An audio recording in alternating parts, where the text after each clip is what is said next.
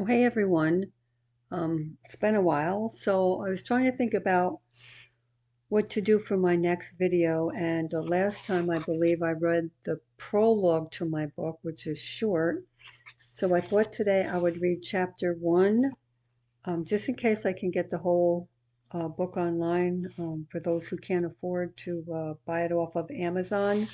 It's The Road to Mercy, a journey of secrets, survival, and redemption, about how God not only spared my life 4 different times by 4 different murder attempts when my uncle tried to murder me when I was 12 years old after a sexual assault, but God also healed me on the inside from all of the traumas from the sexual abuse that went on for years, and mostly the murder attempts was the most traumatic for me, and then keeping those secrets for years, not being able to tell anyone out of fear of the consequences if he told. So I wrote this to help others to find hope, others who have had childhood traumas, traumatic childhoods, that they don't have to stay stuck in the pain of their past. They too can find hope and healing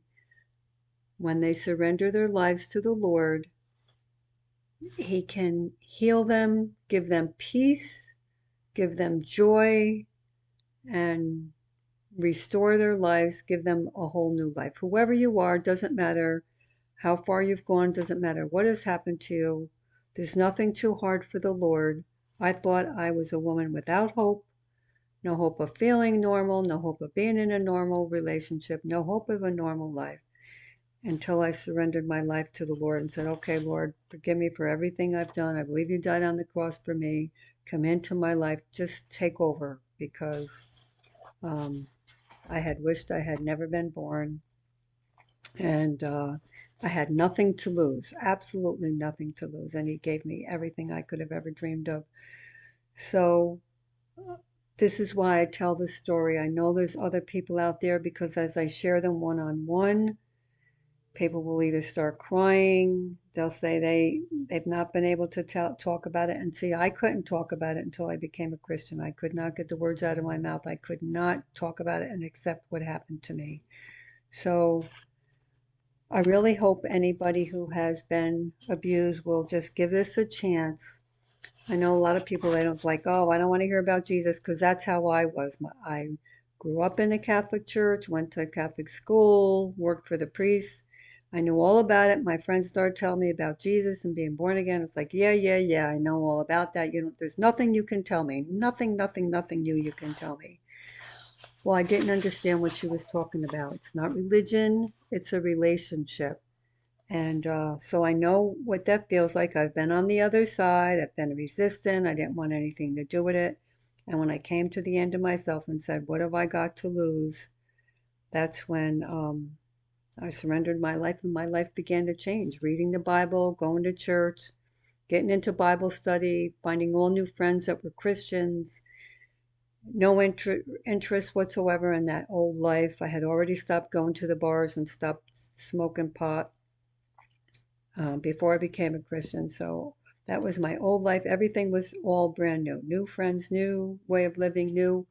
It was a world that I didn't even know existed, because the world I knew before was only darkness.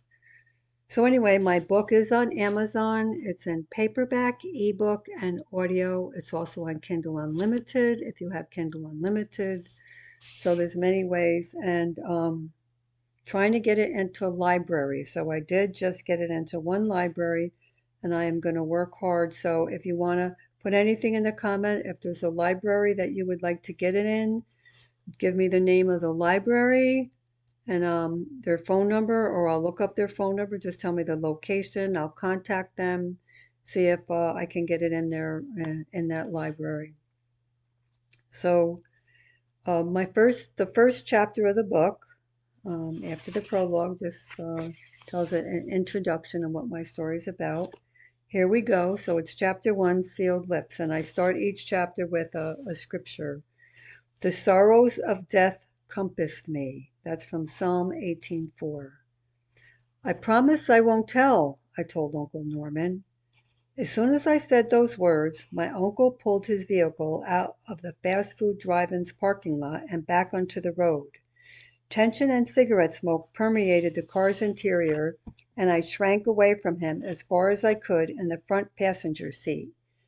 I didn't own a watch, but it fell well past midnight, and the only lights I could see on that darkened country highway shone from the lights of my uncle's 10-year-old 1957 Pontiac and an occasional passing vehicle. I know Mom must be worried about me by now. That was a thought that I had. I wasn't speaking. We had left my home in upstate New York hours earlier when my Uncle Norman offered to take me to the store. I'd wanted to buy Mom a Valentine's card to give her the next day with a heart-shaped box of chocolates I'd hidden in my dresser drawer. It wasn't unusual for me to be out with Uncle Norman, who moved into our home a year earlier after my father, his brother, disappeared from our lives. But it was the first time we were out so late on a school night. It wasn't long before a one-story brick state police station appeared ahead of us. As my uncle pulled his Pontiac into the well-lit parking lot, I stared out the front window, petrified he would change his mind about turning himself in. Exhaling a puff of smoke, Uncle Norman turned towards me. "Remember what you're supposed to say." That's what he said. And I said, "I remember." I wasn't about to forget those orders. That's what I was thinking. I took a deep breath as we entered the small station, too terrified to appreciate the safety of my new surroundings. The police would soon question me about what happened, and I was afraid they wouldn't believe our fictitious story. The weight on my 12-year-old shoulders felt overwhelming, and I just wanted the nightmare to go away. I don't know what my uncle said to the police officer at the front desk, but before I even had to give an account of what had happened, an officer was asking for my home phone number to call my mom. Then another whisked me away to the nearest hospital. The officer waited in the reception area while an emergency room nurse took me into a curtained section where I changed into a hospital gown. A doctor came in moments later. As he looked me over, he made a comment to the nurse about the massive amount of blood in my hair. He then removed a bandage over my left eye. It's right here. I still have the scar. Observing that the laceration above my eye couldn't be the source of all the blood. The nurse seemed to be taking notes of what he said. "Were you hit with something?" he asked me. "Just my uncle's fists and hands," I answered simply. Separating strands of my blood-soaked hair with a puzzled expression, the doctor soon discovered the laceration on the top of my head. That's right under my hair. You can't see it. "Are you sure you weren't hit with a bottle?" "I didn't see a bottle," I responded cautiously. And then I thought, I can't tell him the truth no matter what, because I was threatened and I was scared to death to tell the truth. This is me now, not then. The doctor discovered a third laceration hidden underneath my hair above my left ear. Right here, I still have it. It's underneath my hair. There's a scar there. "You're going to need a few stitches, young lady, but we'll have to shave away some of your hair first." Oh no! I could no longer hold back my tears. My hair was a big deal to me, and I didn't want to lose any of it. "We just need to shave a little around each of the wounds. It won't even be noticeable," the doctor consoled me. "But first I need to numb those wounds." "With a needle?" "Yes, one in each wound. It will only hurt for a second." I caught a glimpse of the enormous needle as the doctor held it behind his back. He tried to distract me with conversation, but it was too late for that. Ouch! Closing my eyes, I let out a yell at each painful needle stab. Tears streamed down my battered face. I was so relieved when he finished.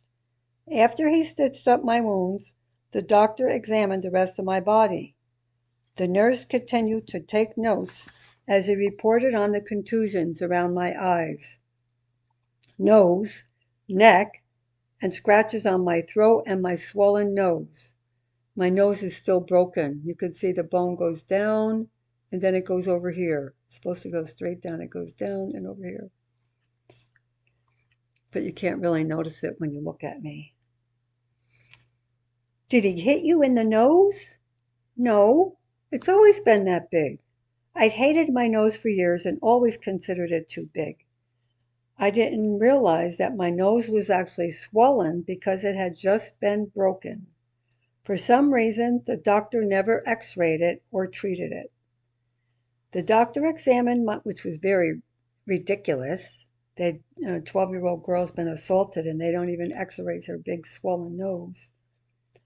The doctor examined my swollen and bruised right ring finger, determined it was sprained, and put a splint on it.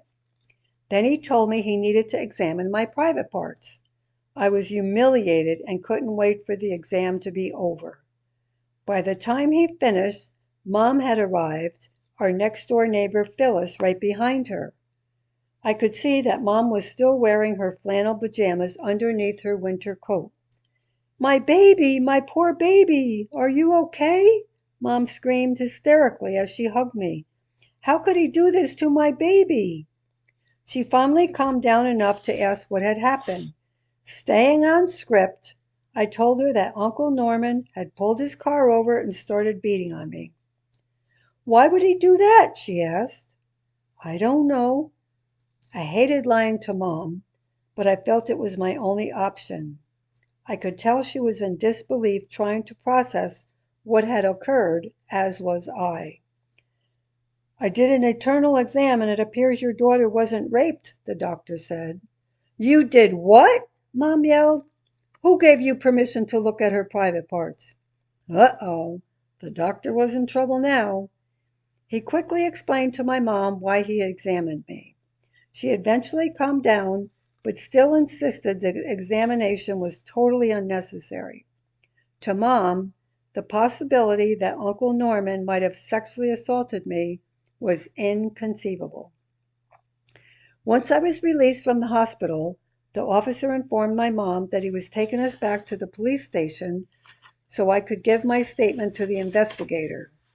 Our neighbor Phyllis could follow in her car. It was still dark by the time we left the hospital. As we got into the trooper's car, Mom asked me again about what had happened. I gave her the same short explanation about Uncle Norman beating me. "I don't understand why he would do such a thing," she said. And I thought, well, that makes the two of us. That was just going through my mind. Mom talked nonstop to the officer about Uncle Norman all the way to the station. "I can't understand why my brother-in-law would harm my daughter. I've known him for over 15 years. He's been like a brother to me. He's never shown any sign of violent behavior. I've never even had an argument with him. This is completely out of character for the man I've known all these years. I just don't understand why he would do this." In between talking to the officer, she would turn her attention back to me, hugging me, patting me over and over as if I was okay, asking if I was okay. I just shrugged numbly, not wanting to have to tell my false story again. Pulling back into the police station parking lot, the officer walked me inside with Mom and Phyllis following behind. I'd been relieved to be able to stick to Uncle Norman's version of our story at the hospital and to Mom. Now I'd have to put on an Oscar-worthy performance for the police. Behind me, I suddenly heard Mom scream, "Where is he? I'll kill him!" Thankfully, Uncle Norman was nowhere in sight, or who knows what Mom might have done to him.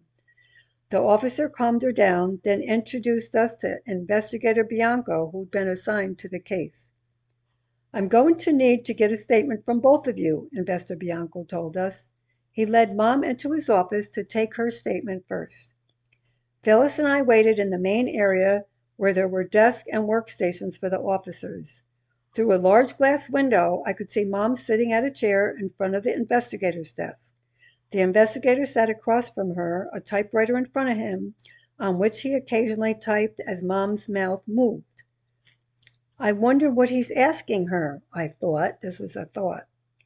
Next to me, Phyllis was talking, but I wasn't paying attention to Phyllis. My eyes were glued on Mom and the investigator. Over and over, I rehearsed in my mind what Uncle Norman had told me to say. Then I saw Mom and the investigator stand up, and I knew it was my turn. Suddenly, I felt nauseous. Emerging into the main room, Mom came over to where Phyllis and I were sitting. She gestured to Investigator Bianco, who had followed her out. Just tell him what Uncle Norman did. That's not going to happen, that's what I thought. I followed the investigator into his office. The small room was cramped, its walls lined with file cabinets. Seating me in the room's only chair where my mom had been sitting, he sat behind his desk and slid a fresh piece of paper into his typewriter. I'm going to ask you a few questions, then I'll type out the answers. Okay, I nodded. And then I thought, I need to get this right. If he doesn't believe me, Uncle Norman will find out and kill me for sure this time. What is your name and address?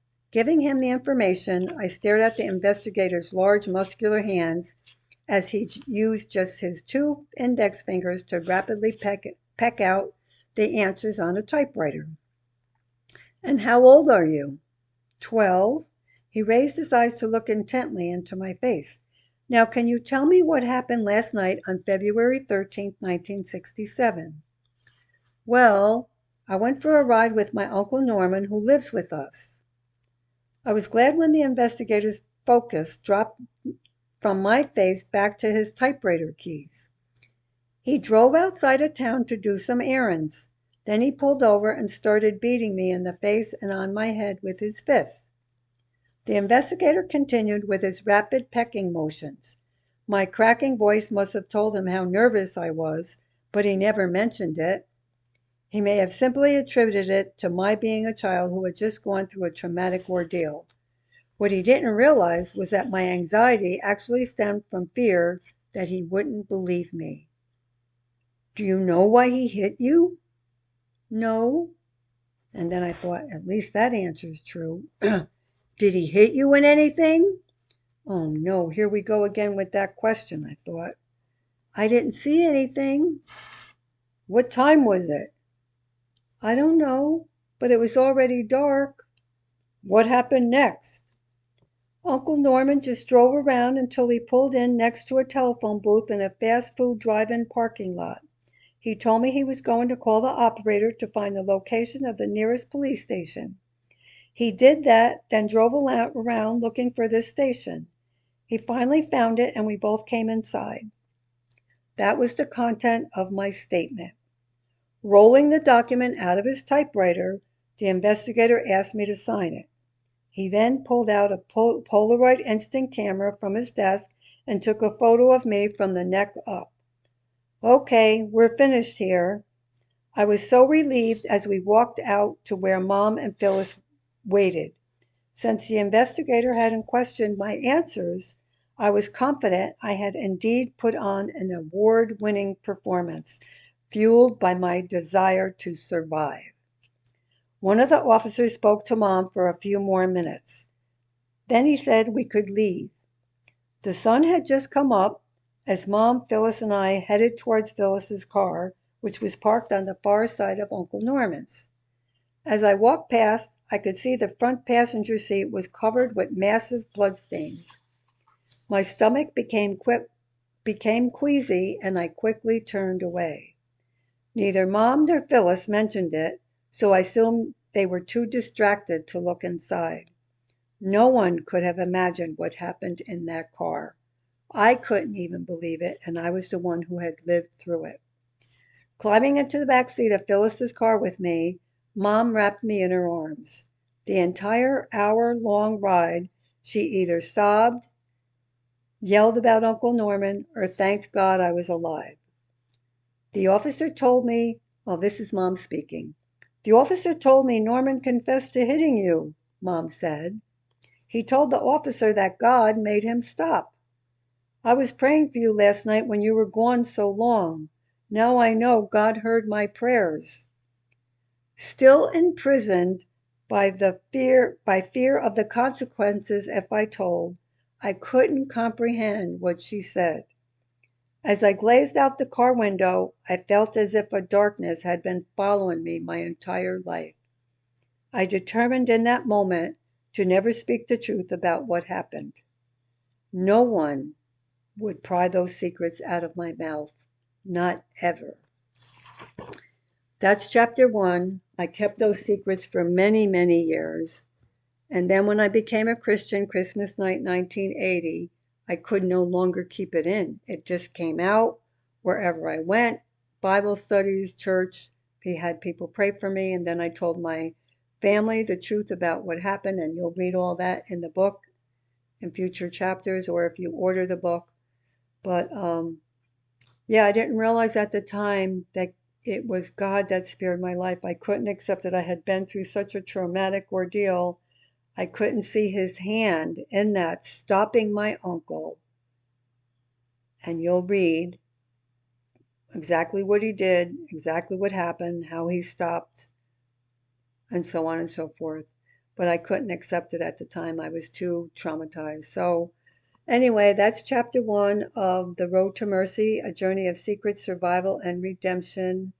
And I really want to reach all those out there who don't have a personal relationship with the Lord to know you can have a personal relationship with the Lord. He created you on purpose for a purpose. He's real and he wants to have a relationship with you. Even if you didn't have traumas, you can have a relationship with the Lord, but he can heal you. If you did have childhood traumas, he can heal you. So even if you don't need to be healed of childhood traumas, it's an awesome, awesome thing to have a relationship with the God who created the universe.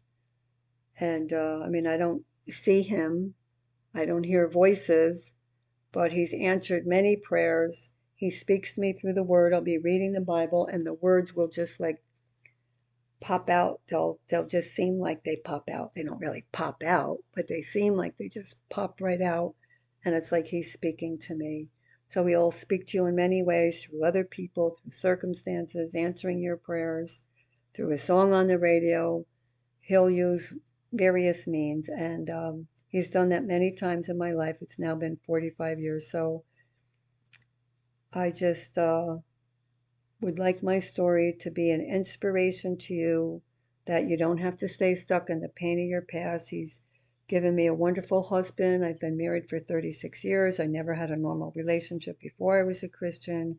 I feel completely normal. I never felt normal before I was a Christian. He's given me a normal life, no more dark clouds hanging over me.